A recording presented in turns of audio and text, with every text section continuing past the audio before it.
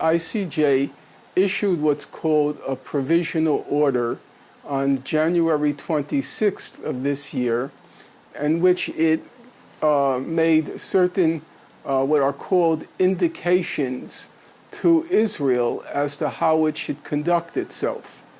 The assumption at the time was that the ICJ had concluded that Israel was plausibly committing genocide in Gaza. Now, there has been, as you know, this huge debate about what exactly plausibly denotes. How high is the bar to prove plausible genocide? So the debate at the time was about the stringency of this plausibility standard.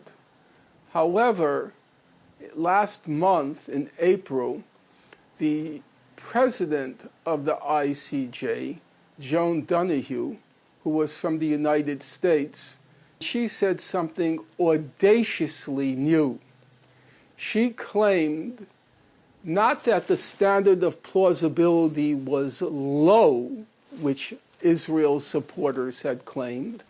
She said something entirely new. She explicitly stated that the ICJ did not find that Israel was plausibly committing genocide.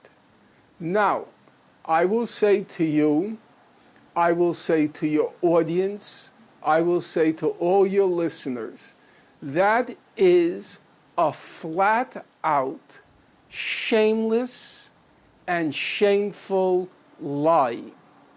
It is impossible, if you understand the court's jurisprudence, to find, as the court did, and she does acknowledge, that what's called the plausible rights of the Palestinians in Gaza, the plausible rights of the Palestinians in Gaza were at risk.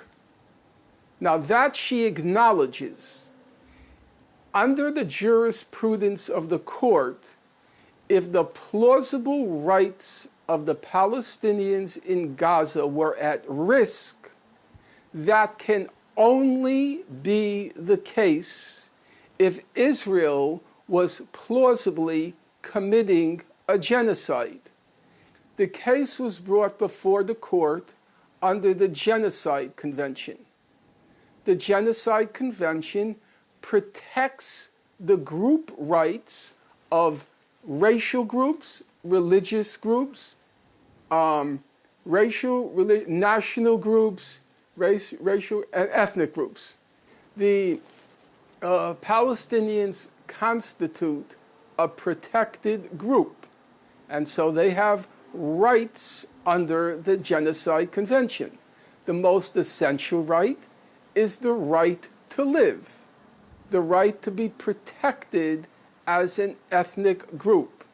When the court says there are plausible rights of the Palestinians, it means there are rights which are plausibly at risk under the current situation in Gaza.